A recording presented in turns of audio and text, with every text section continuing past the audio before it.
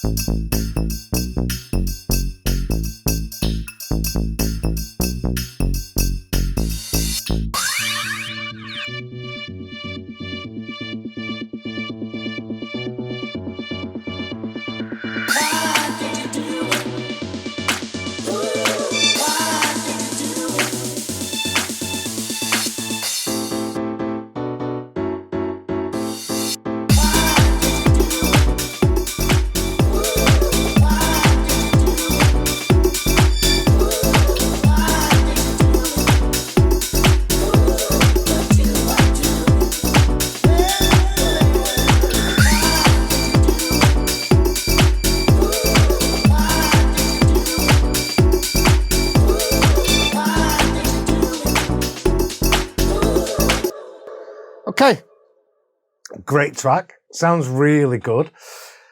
It feels like it's the bare bones of the track, like the skeleton of the track, and it needs, you know, another 34% adding to it. But the mix is really good. So the kick's in a good position, the bass is in a good position, the piano's really wide, the vocal's quite wide, the hat seems to be in a good place. It's very clean.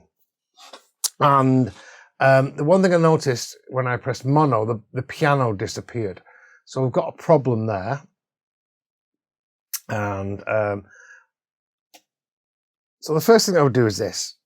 I would get it and A-B it to some references. So when you make send a track and use your references, it's a good idea to use them not just for the ideas to what to use, but also for like, how does my mix compare to theirs? If I play it after or before, am I going to kill the energy, or is the energy going to be the same? That's got nothing to do with whether you've got a great hook or anything. It's about the mix and the elements that you choose for the mix. So let's play a peak time of this track.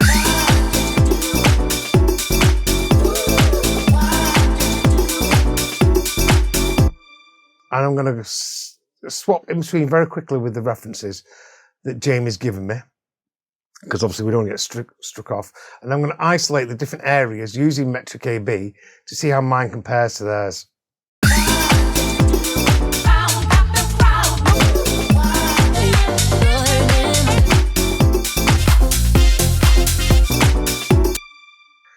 Okay, so straight away, the bottom end, there's nowhere near his bottom end and punch of it as it. He could do with a bit more grit in there. A lot of these seem to be not as clean. So the first thing I do a lot of the time is change the kick. But let's just listen to the different frequencies in, let's just say, the David Penn track with his reference. Let's A-B the two.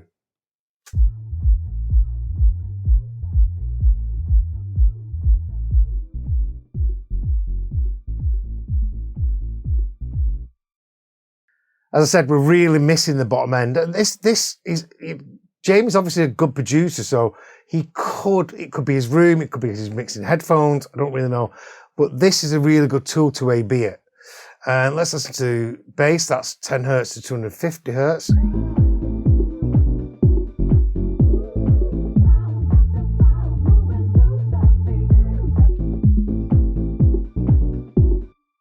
Again, we still don't really have any bass in there. Low mids.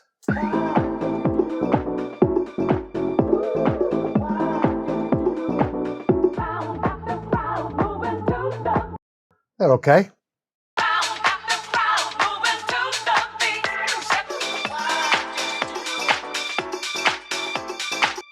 The vocal could have a bit more presence.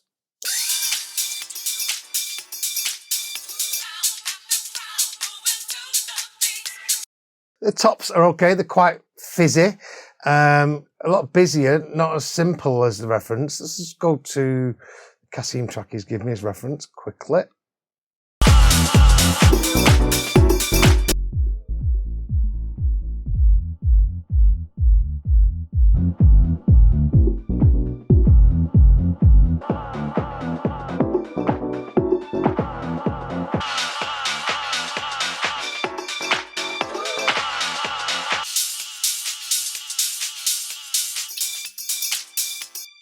So yeah, the key problem with this track is the bottom end.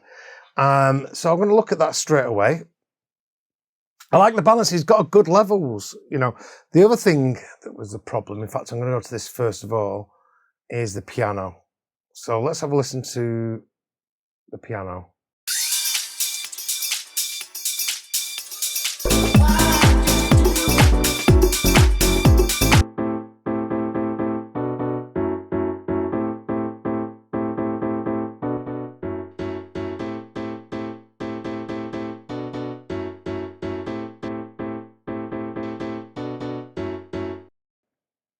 Okay, so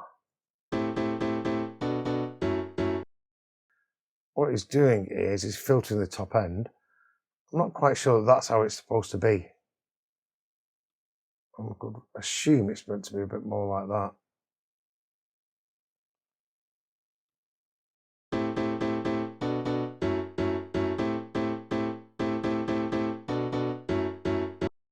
Okay, so what he's doing is making it wider. He's giving it full width. But what happens is this. Obviously, he turns the volume up. He's giving it full width, which turns the volume up. But when you mono it,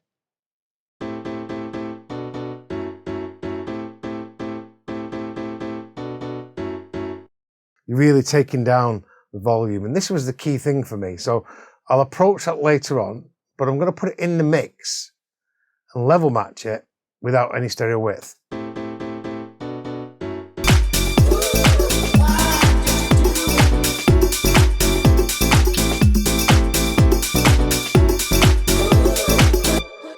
And you might say to yourself, oh, hang on a second, you know, stereo doesn't matter. It does matter. There's still mono systems and there's ways of making something sound wide without killing it in mono. And that's what we'll come to when we come to the piano. In fact, I'll do that first.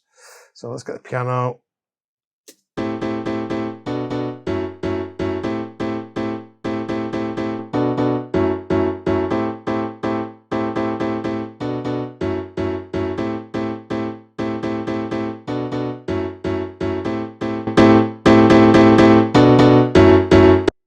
Obviously it's clipping, so gain staging wise, you need to sort that out. You can watch my gain staging video on my Mindset for Mixing course at Subtone.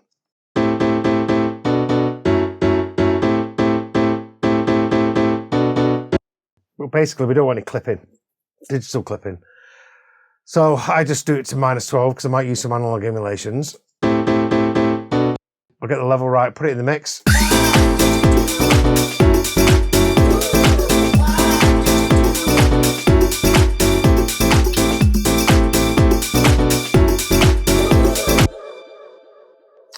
And then what I would do is this.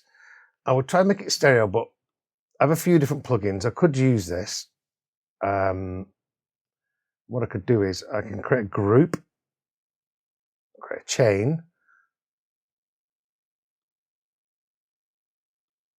I could put an EQ in that. So basically, if you're using Logic or anything else, you can do this on a send. I'm basically creating a send. So EQ what I want to make wide on the sides.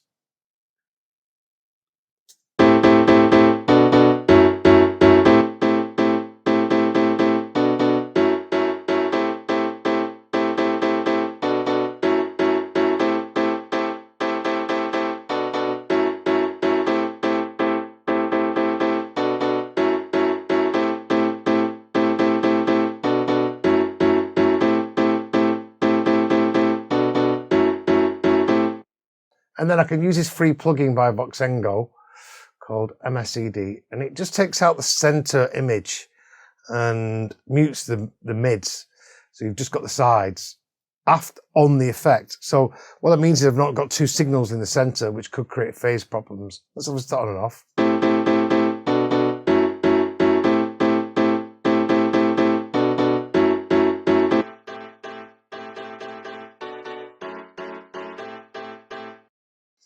Okay, now let's mix that in or add it to the dry signal.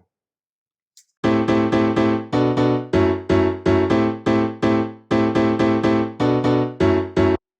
turn the MSED on and off.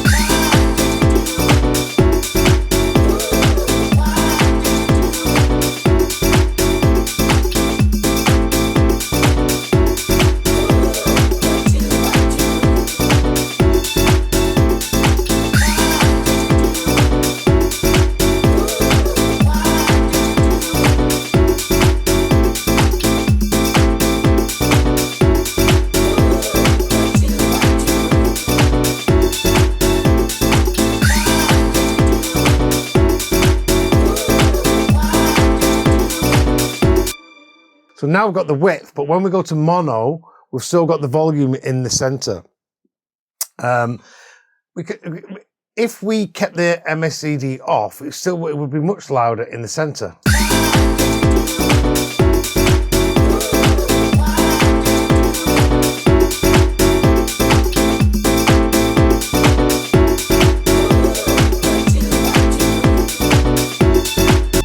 Because we've got the two signals, but it can make it a bit phasier. So instead of doing that, I would always rather just turn it up on the fader.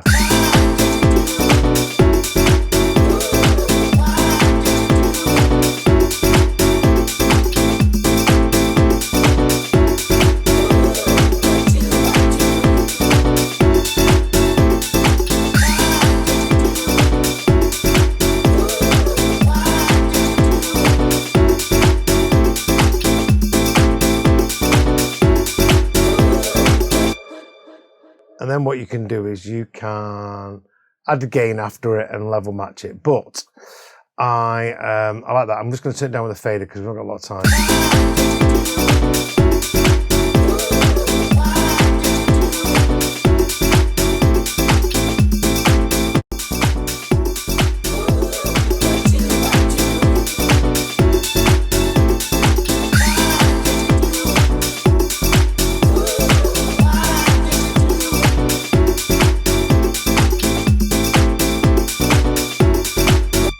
Okay, let's address the next biggest issue. There may be a video up on YouTube regarding how to make things wide and stereo width and why mono is important on my YouTube, so you can have a look for that. Okay, so we've got the piano. Now, at the bottom end, let's have a listen to the kick.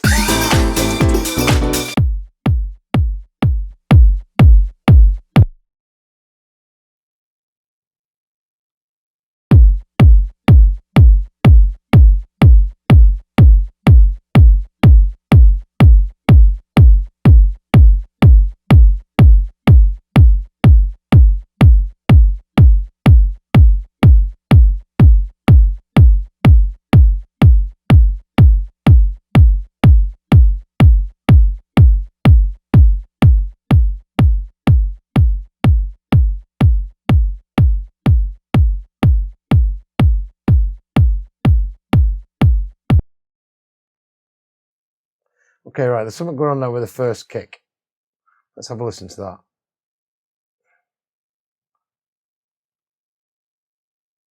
that. So what you've done is you've got fades on. You see here, every time you have a new, create a new audio file, it creates a fade. So what you need to do, Jamie, is go into Record Warp and create fades on clip edges off. You've probably got that turned on. So what's happened is you're losing the transient of your kick. Be very careful about this in Ableton. I see it all the time. And it's there again. So obviously I don't have time to go through it all. And if you know a quick way of undoing them all, let me know, everybody. But you can see the fades on these. You don't want them. Let's have a listen again.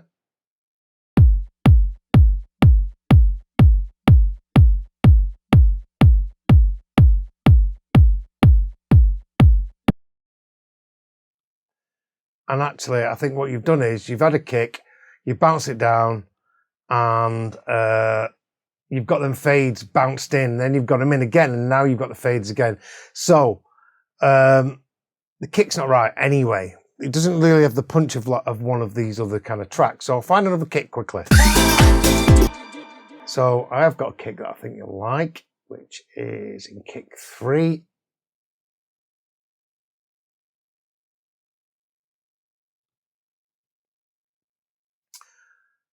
And it's a Kasim style kick, which is in your references, so I thought that might work. Let's listen to that.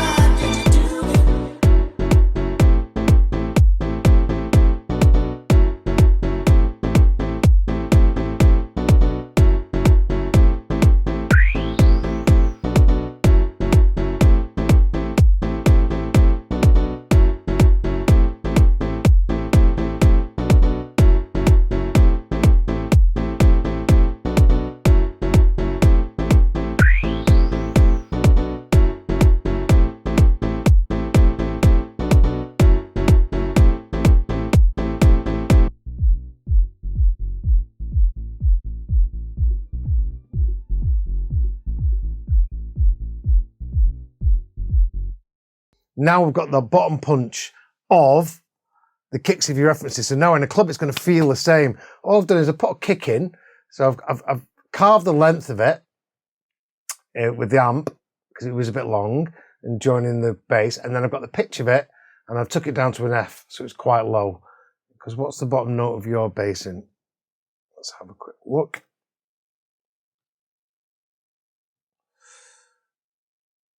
The bottom note of your bass is in F. So yeah, it's in the same key. We might take it down even more, to be honest with you. Let's have a listen to the kick in the bass.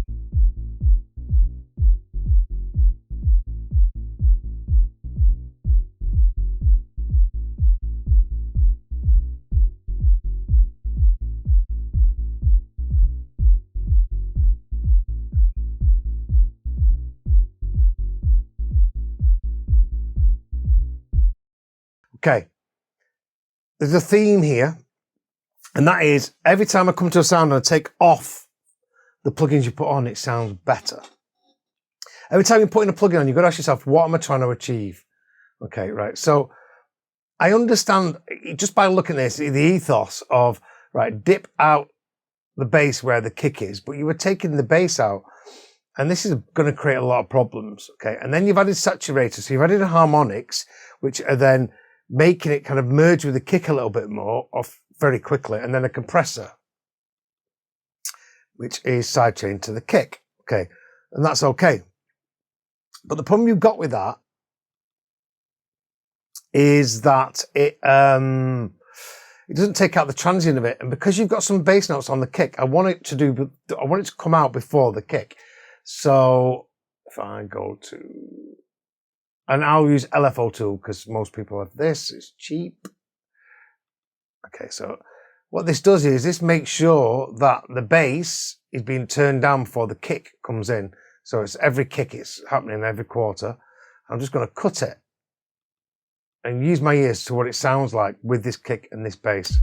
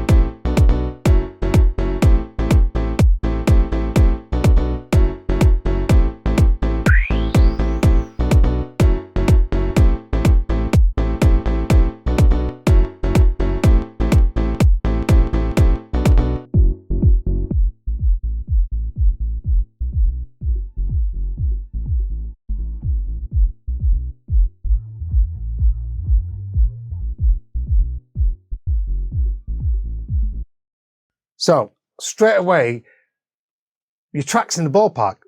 We've changed the kick, which I do. The kick is the first thing I put in a track, and the kick is the last thing I put in a track, right? Because you can have a kick, it sounds great at the beginning, then you add things, and all the different things you're adding kind of mask the frequencies of the kick. And then really at the end, you add a kick that cuts through the mix. There's hundreds of kicks, you know what I mean, that are going to be right for you. That's why I create my sample pack. So yeah, I'm not sure that's the right kind of bass, to be quite honest with you, but I just want to get your mix sounding right first of all.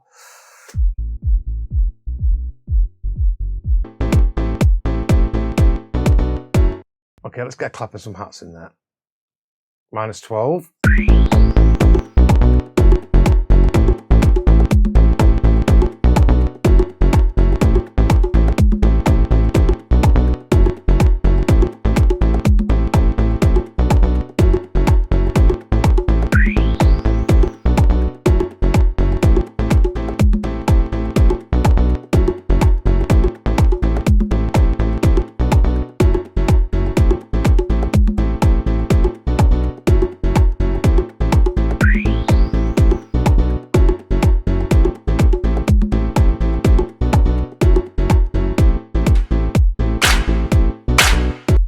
So you can see it's clipping. So you've got digital clipping going into your plugins, okay? So just be mindful of this. What I do is I get it either in select track content, go into it and just turn it down here to -12 because you're just clipping. So what happens is anything you're going into, any analog emulations, are digital clipping. So these are going into a drum bus, okay, which is then clipping. And that's clipping and that's going into the master. So you might say, okay, well, I'll go to 32-bit and I can just turn it down. No, you can't. If you've got a single master that you're sending to someone, it turns down the clipping that happens at the master, but not in the buses before. And I've tried it. So it doesn't work. So I just gain stage to -12. You don't have to if you're not using analog emulations. Just make sure you're not clipping anyway along the journey. Fader at 0. So turn down in your audio, turn down in your synth, turn on your sampler, whatever it is, but get it to -12 or just not clipping.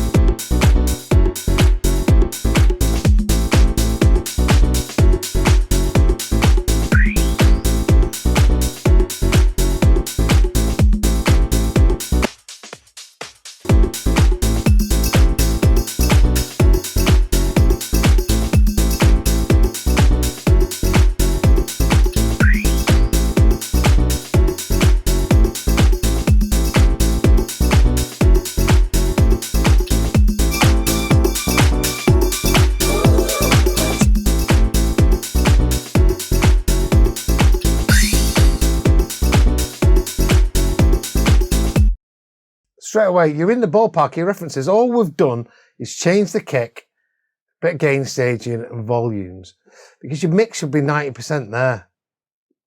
Okay, strings, get the strings in.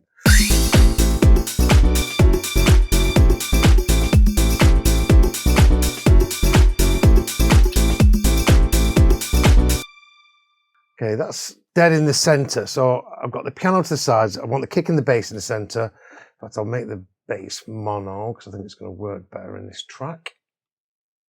Utility. And then what I'm going to do is I'm just going to add a bit of stereo spread to that. So you've got ozone.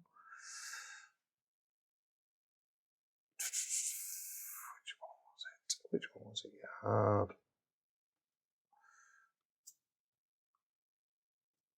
It might just work straight on this. Obviously, don't go too crazy.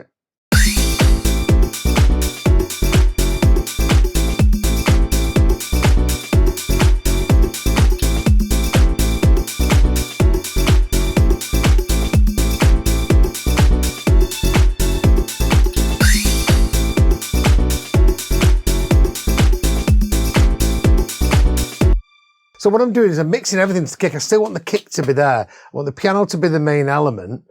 And just give everything else in its space. I've got 20 hertz here. I've got 20K here. I've got the mids. I've got the sides. I've got left. I've got right. I've got forwards in the mix and backwards in the mix. So I'm trying to position everything so it's got its own space in the mix if that's the way it needs to be. So I'm just trying to get the string a bit wider than the bass, but not as wide as the piano.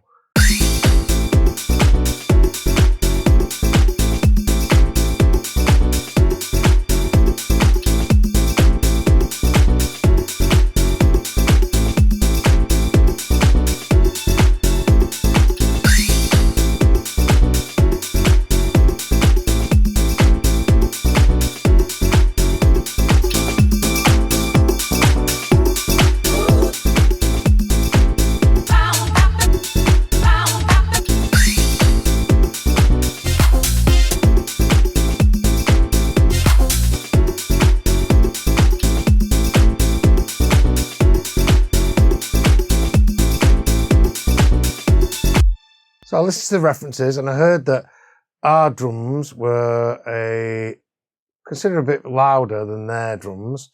So what I'm going to do is just turn all the drums down because what I want is the kick to come through, but I'm not going to change the kick volume. I just turn things down because I want the kick to fade to stay at 0. I want to work to the kick.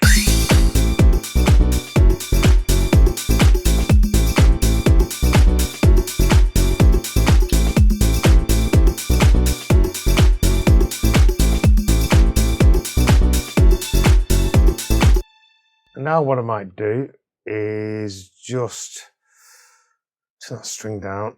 Could probably get a better sound than that.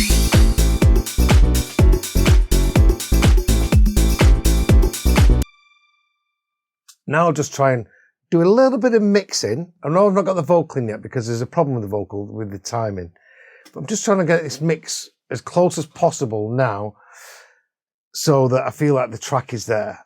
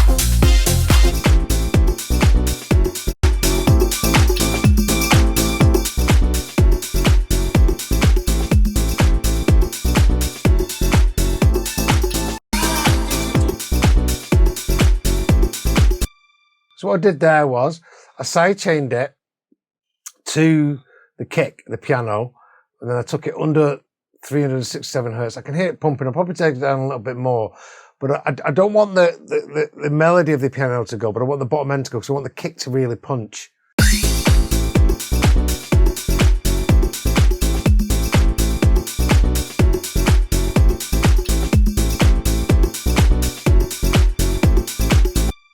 It's better down there for the piano. I want it to be just on the line. I want it to be as high as possible. So I've done that. And now I'm just thinking, okay, the piano just needs to be have a bit more something to it. So on the kick, what I did was I added some spectre, which is a parallel saturation, just a little bit. And I was looking for the frequencies where I needed it. And then I brought it right down. And then I level match it, A-B it on and off. Because as you can hear with the Kasim tracks and a lot of David Pevens, the kicks really punch through.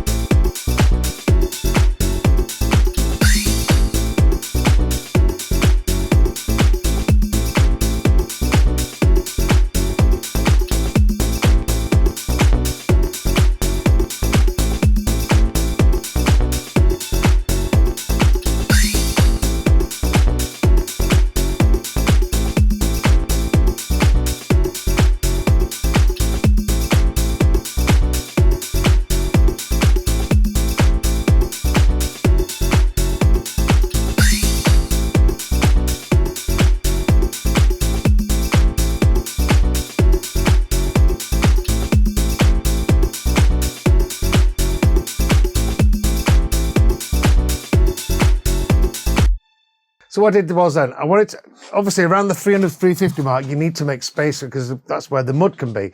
So I tried taking up the piano, but I lost the character of the piano that I wanted. So I took down the top of the bass and then let the bottom of the piano through. And it just sounded a bit more punchier and less muddier in them areas.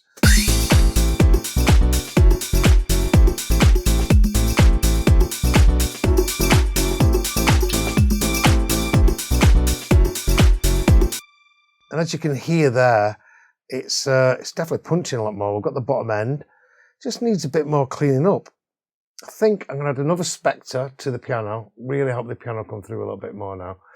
But I love this plugin. And have you noticed I'm not doing lots of EQ cuts and all that kind of stuff. I'm just trying to make the mix work together with each other.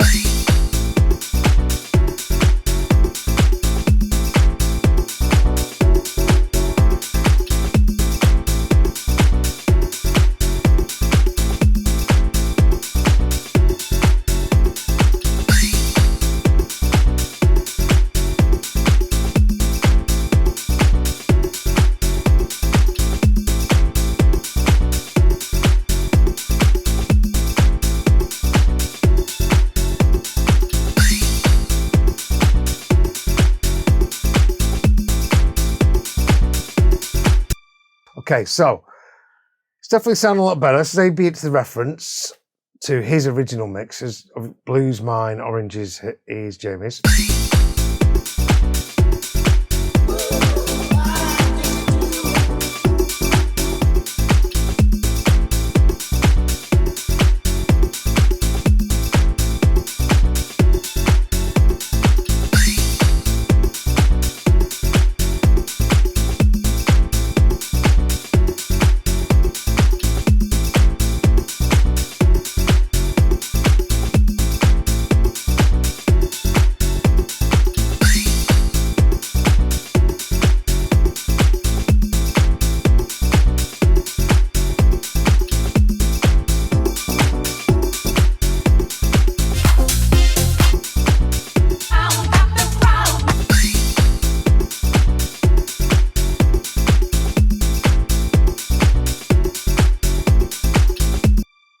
So that's the main part of the mix done. You know, you've got a lot of loops in there.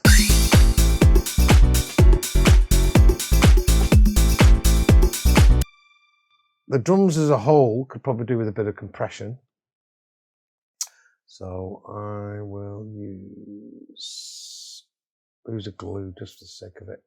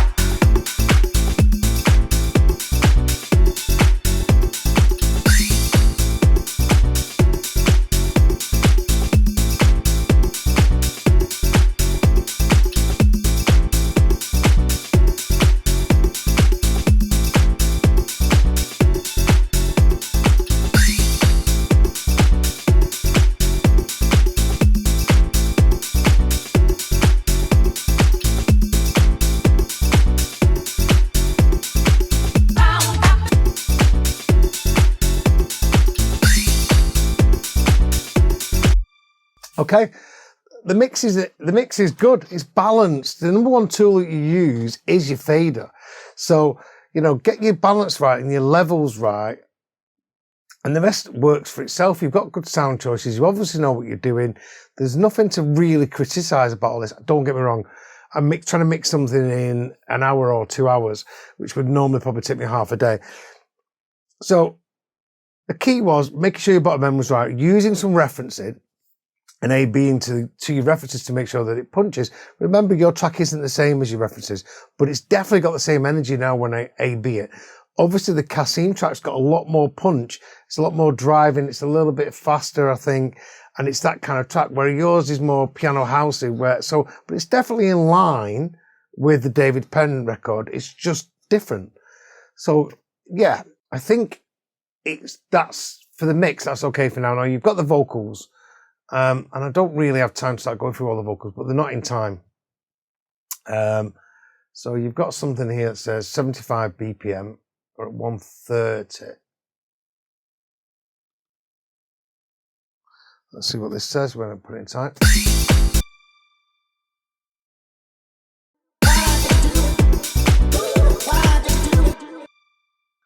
Okay, so they weren't in time before. Let's just use this quickly. See if we can get something quickly. See if we can just get something in time quickly.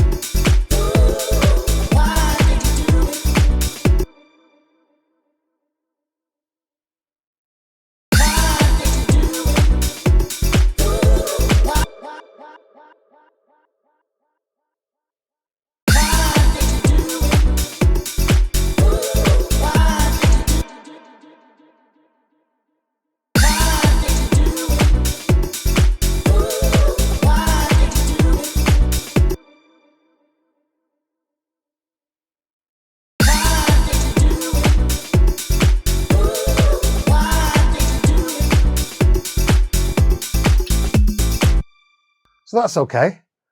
I think that's more the timeline of it.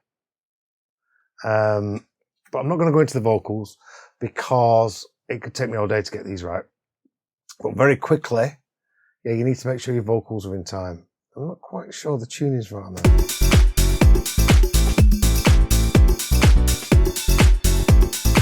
So, vocals, separate thing. Let's go into the production side of it. Now, for me, like I said, you've done a great track.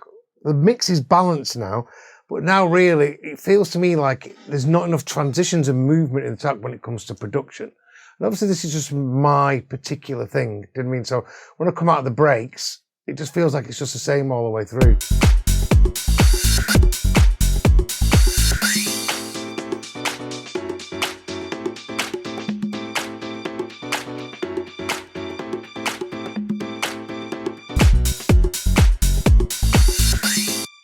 So you need to be thinking about things like, okay, right, I'm going into the break here, Command E, let's change that level color. Loads of little things. Like, you need to build up the tension going into the break, I think, and you're kind of just lacking. It's just very basic, sorry. And so, yeah, double kick, simple, most obvious. Obviously turn that one down, that's between, because compressors kill your compressor. Or you can put them on a separate channel, EQ them. That's what I would do normally.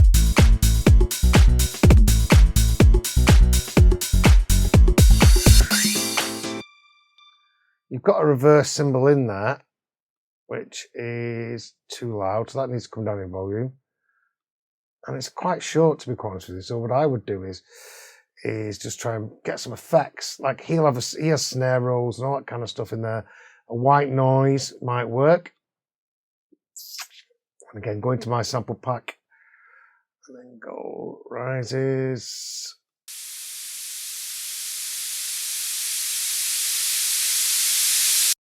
Just have to do the trick. Let's put that in. Turn it down.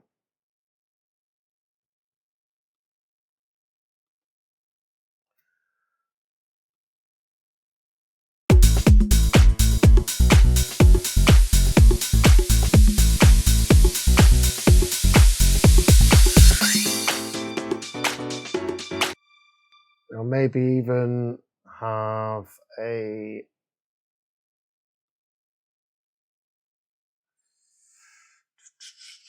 boom going in.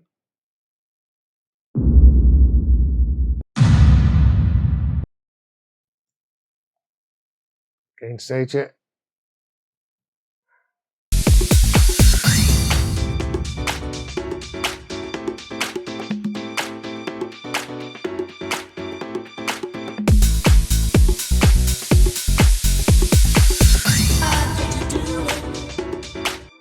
You could put a reverse Y in there.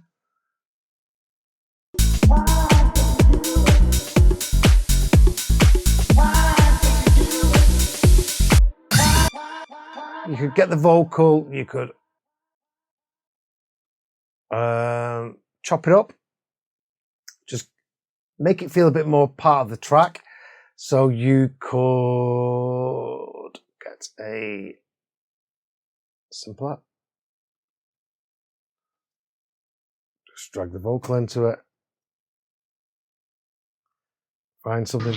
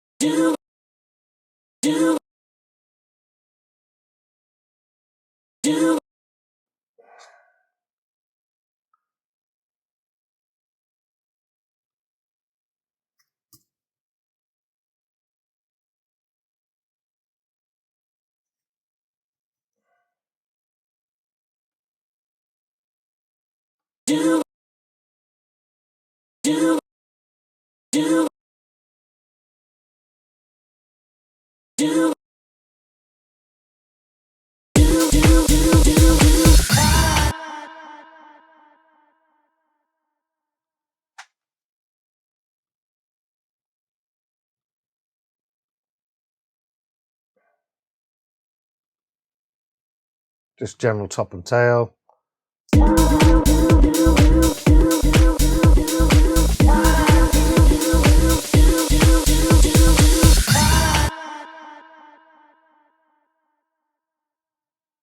Just quick, you could use frequency, you could use volume, get a reverb in, just try and get rid of it.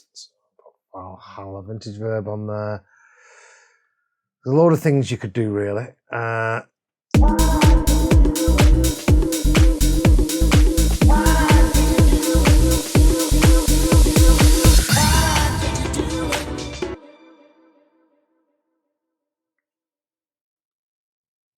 Even make it twice as long as you wanted really. Create the journey.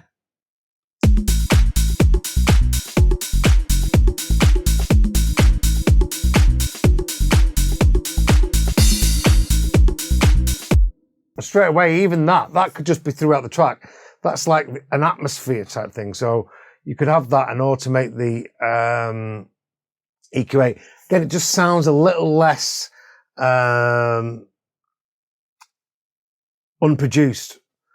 We need to get more of this kind of stuff in there. Get the vocals, do build up.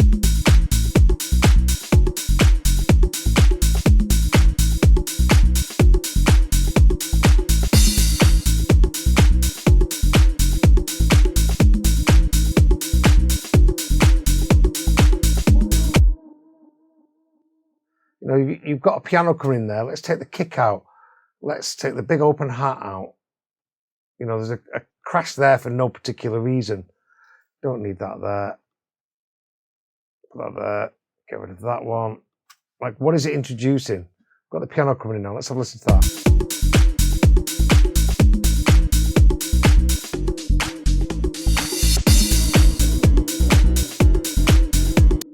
Okay, so then you've got your bass. Okay.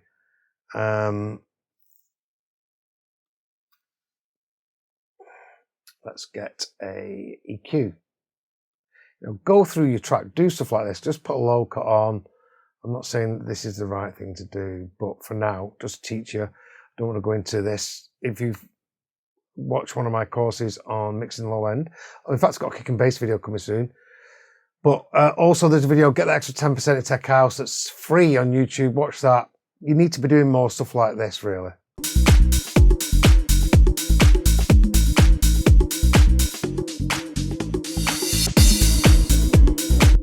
Remember, when you take something out, you know, and then bring it back in, you're making a transition in the amount of energy that's in the track. And while you're taking the kick out, you might as well take the bass out as well. So you've got more of an impact there coming in.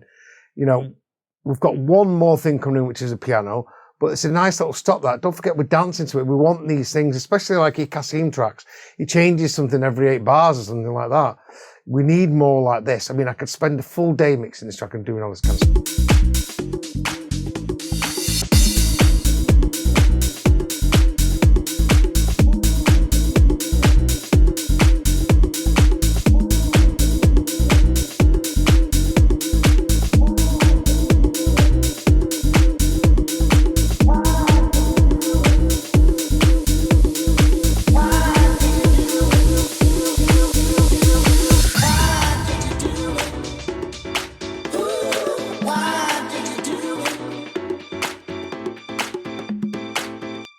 Okay, right. So then you need to do stuff like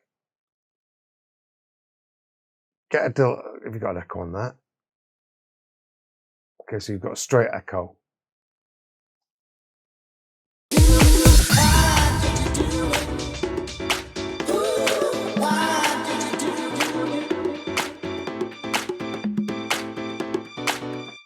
No, get in there, automate it. I want a journey of everything throughout the track. So you can use the things you've already got in the track. You don't need to add things all the time. Maybe just change like the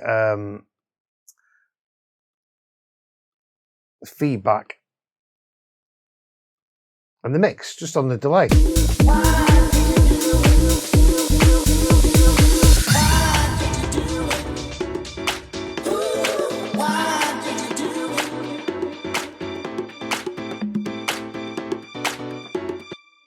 So that straight away just added a bit more to the track. Not quite right.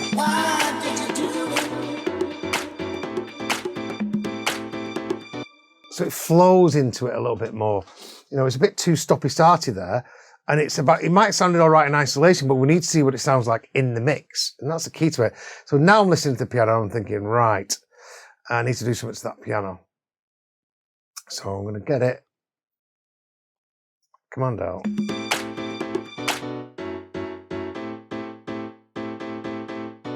Okay, so it needs some kind of delay on it. So I would use a, I don't know if you've got this, but I can change it. If you've not, Echo Boy, standard plugin.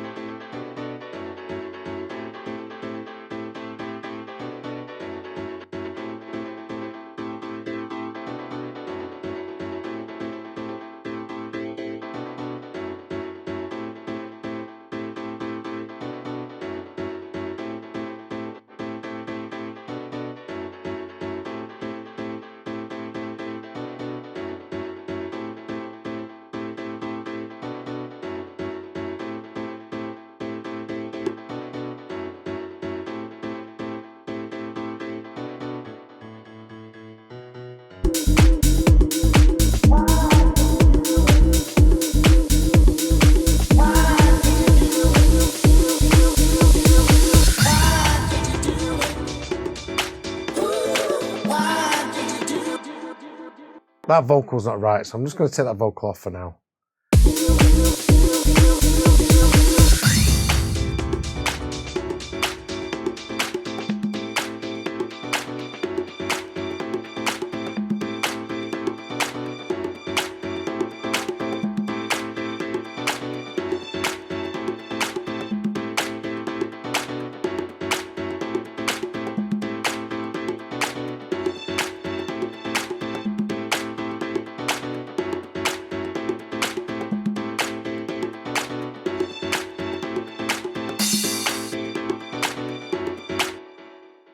And again, you've got a crash there, and it's like, it's just a crash on its own. It needs like an effect in it. So what I would do is I will duplicate this, put the reverse crash on one channel and the crash on the other. And I would again put an echo on that one, so we can just use the Ableton one for that.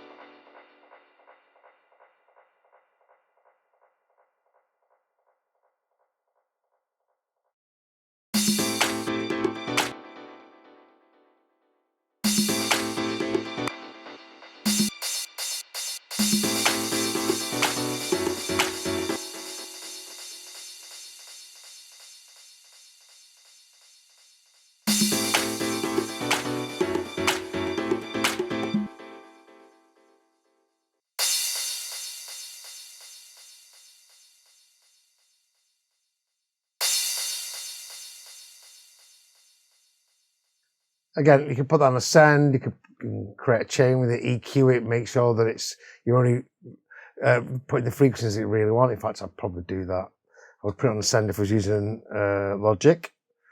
So Command G, create group,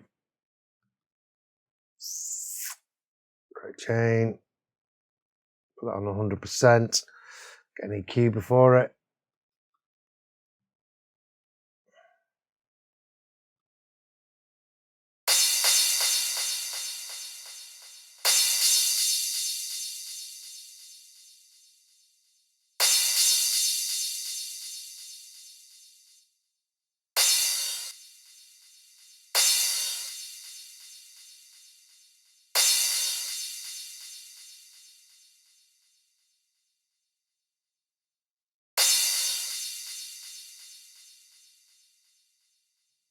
Sounds better.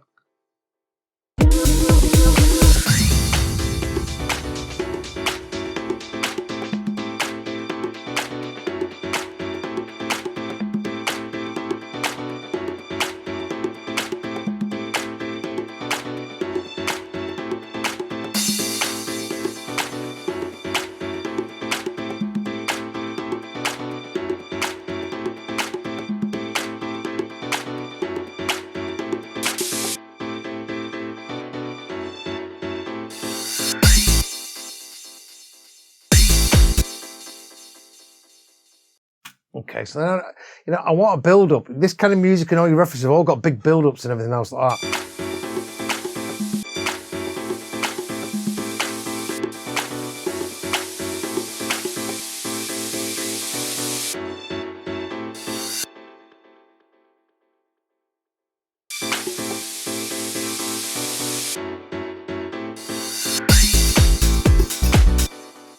Also, is that piano in the right place?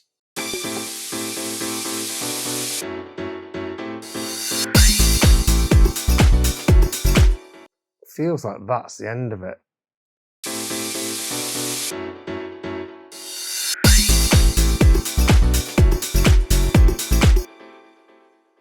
Is that piano in the right place? It feels like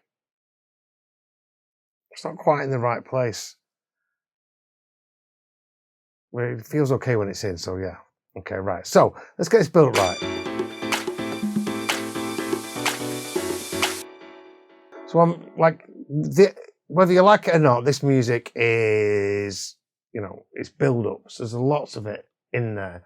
So you need to put some snare rolls in there, but not a basic snare roll, you know, just like try and just copy the piano, copy the instruments that's in there. Let's just get a 909 snare for now. Again, I would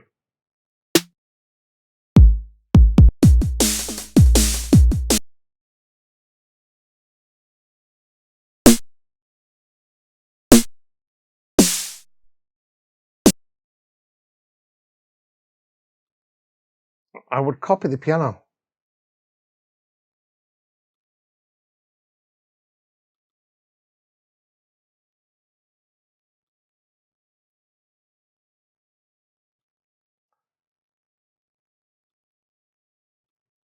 So the first one is on the offbeat.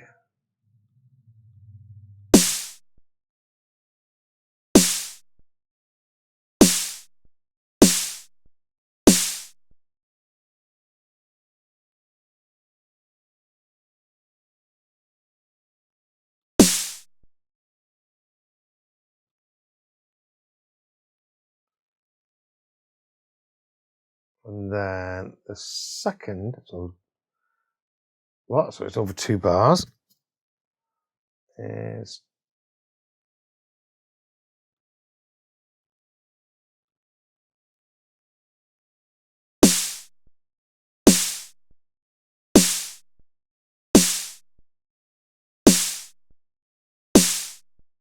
so copy it exactly at the beginning.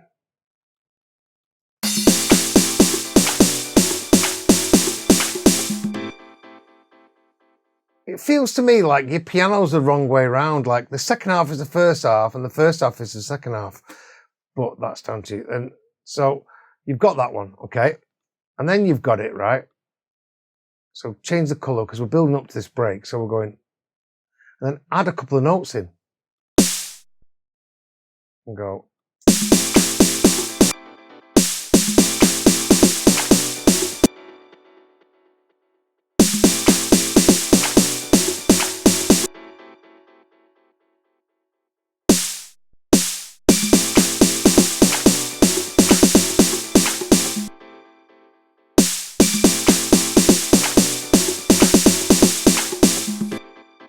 It could be better than that. But then get it again. And get it and just make it a bit.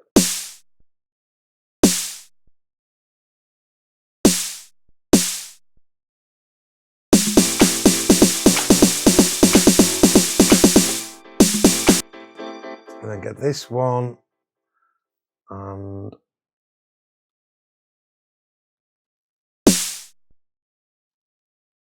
just do it on full.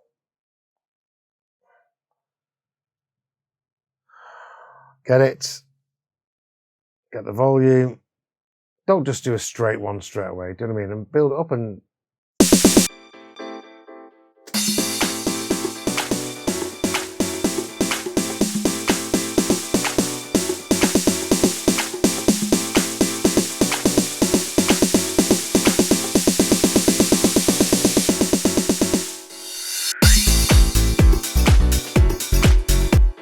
okay, so you've got that, and then on your pre-master, which is like your master, I've got Pro Q4, so you can just use a gain.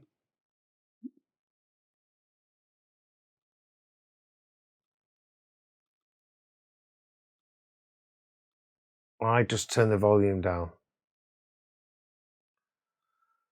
Gradually over time, usually over the break, and then just like kind of gradually turn the volume down a dB. A little trick I learned from Kevin from Wired many years ago. I did a sitting session with him. So just a couple of dB, not too much. You don't want to hear the track jump, but you want to feel it like the energy is lifting up a little bit. So turn the volume down over the break.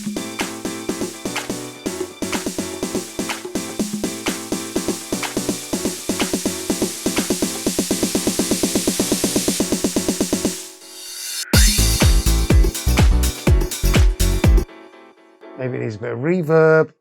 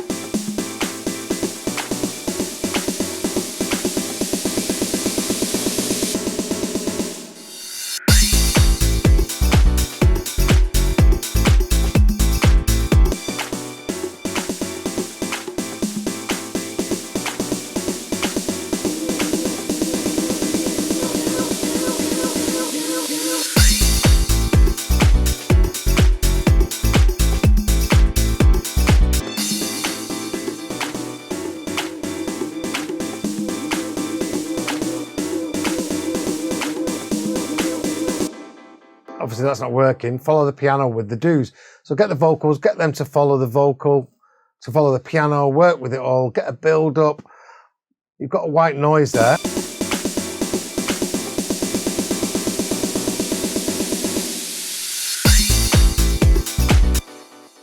You don't necessarily need that there.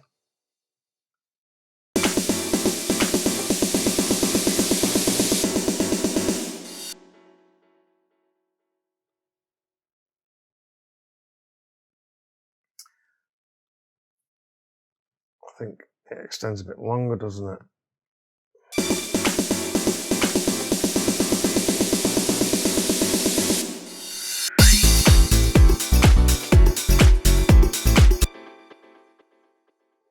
Mess around with variations, get it right.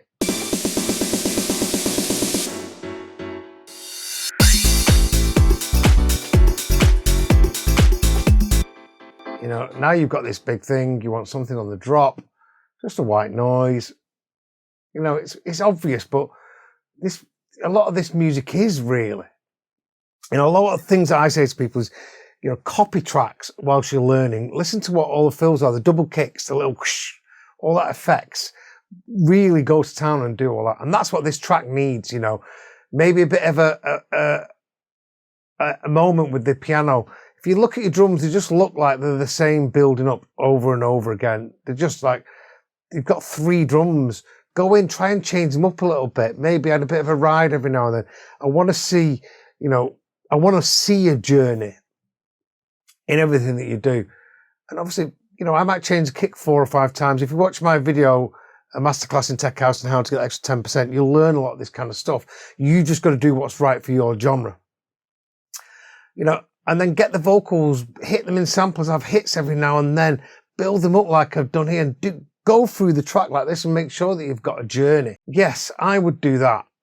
Well, you definitely need to do all that kind of stuff. Get your references, listen to what they're doing, copy them, learn them, get one in the bank, in the brain, and then copy another track and learn what they do. And you'll learn all the different variations of things that people do over time.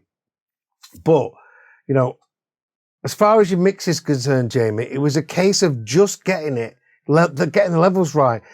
A-Bing, checking the sub bass, the bass and the kick, you know, and A-Bing it to all the tracks in, have we got the same energy? So, you know, we have now, especially in the breaks there, we've changed the journey of it.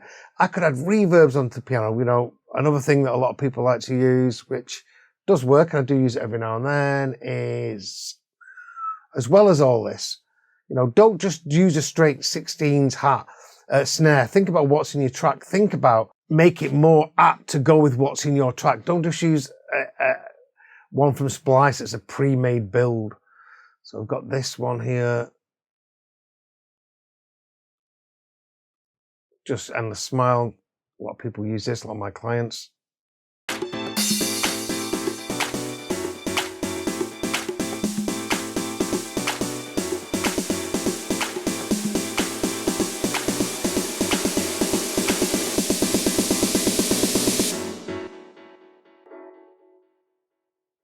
Maybe everything needs to be finishing there, not just the one thing.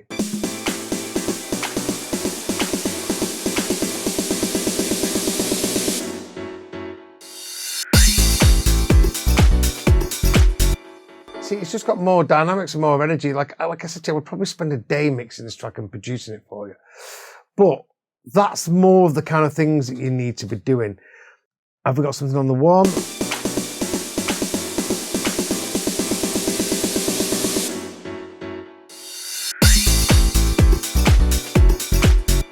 You know, I feel like I'm missing some energy in the top end when it comes in. You don't have to. This is total preference. You want a big hit, stab.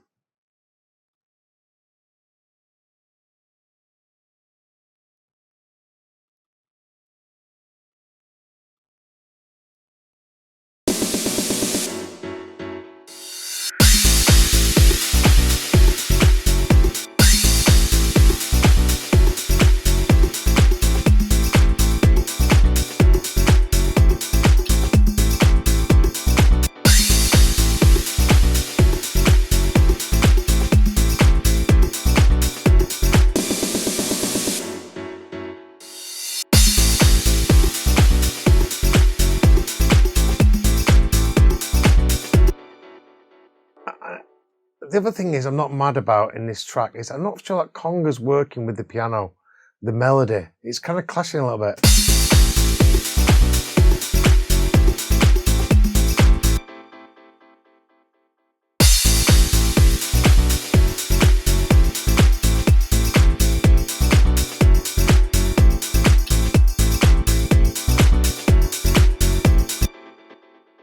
Okay, the other thing, Jamie, is that I think the piano's starting in the wrong place. For me, it feels like the piano should start.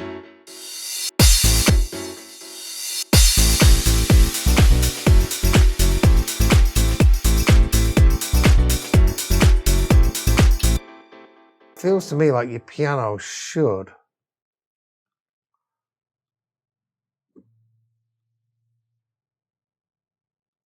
be starting.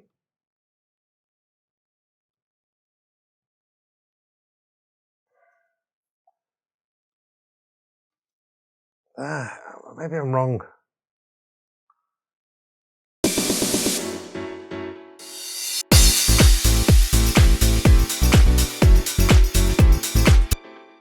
No, actually. Feels to me like your piano should be starting there. Maybe wrong, I may be wrong. Just something doesn't quite feel right about it. Put that.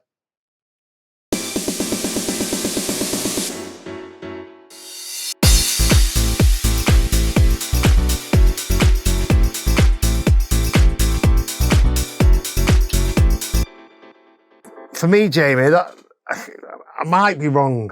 But it just feels a bit. It's been kind of. I've not been quite sure about it.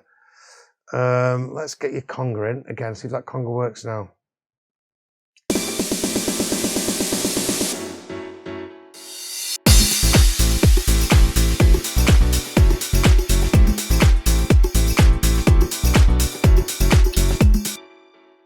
Yeah.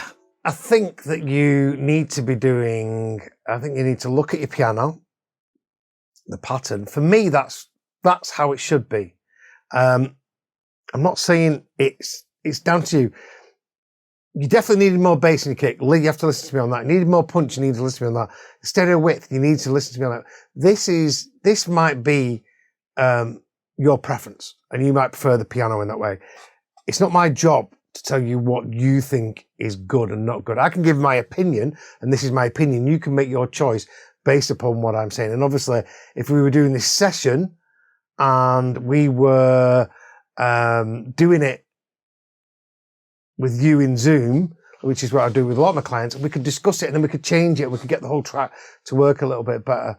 It feels to me that that's the start of the piano. Have a listen over here.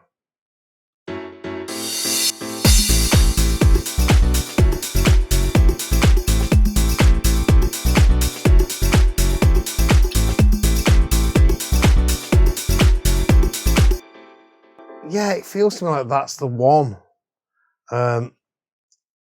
So yes, let's have a quick listen to this. Let's A B it.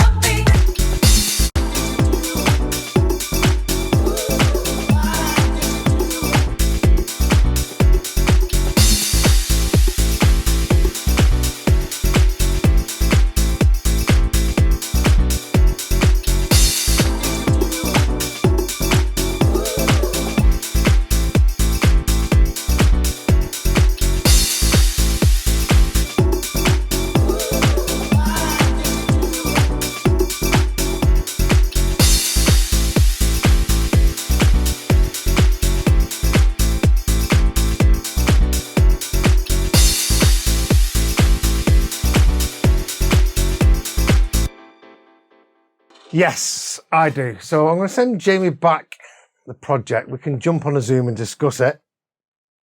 But it's a great track. You don't have to listen to me on that, Jamie, but you need to go and spend a day going to all this kind of stuff. Do reverse reverbs, reverse pianos. The journey needs an extra 10%. You're obviously very good at what you do. Your mix was really good. It just needed that bottom end. And that might be your room or your listening environment. But it's now got the punch, and referencing with Metric AB to your references can be the thing that can identify that for you. And I think that's been the key thing out of this lesson is use your referencing to see if your bottom's got the same punch, isolate the different areas and then do it that way. Go through tracks. Something I do is I make people put the track on the top channel and I copy the arrangement. So every little double kick, every time they take out a kick, every little every reverse, what's that sound there? Let's me put a sound in. And what you're doing is you're copying people. You don't want exactly the same sound, but you're learning how people are keeping their track interesting by really, using a magnifying glass on the production to take it from there. References all the time, like how are people coming out of breaks? How are they building up? Oh, they've got a synth there. Just use a synth that's on the one, use a vocal stab that's on the one, loads of delays and stuff like that. You're just missing all that extra stuff. Like I said, go and watch my video, a masterclass in tech house and how to get that extra 10% on YouTube. It is, it's overkill, but it teaches you the kind of mindset that you need to be doing it. But yeah, great track. Jamie, gain stage, mate. Watch my video on gain staging. It can save you mixes. Sample choice is everything. Use Metric AB to reference the kind of kicks, kind of claps, everything else. I love kick 3. I'll save this project. I'll collect all and save. And then you can work in this. And then if you want to, we'll look at it and we'll get it mixed down for you.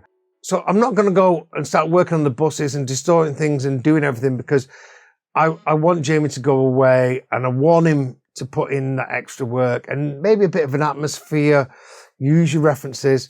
So I'm going to leave this mix today there because I don't think it's finished. So it's pointless me spending a bit more time getting the mix even better. And it is only that 5%.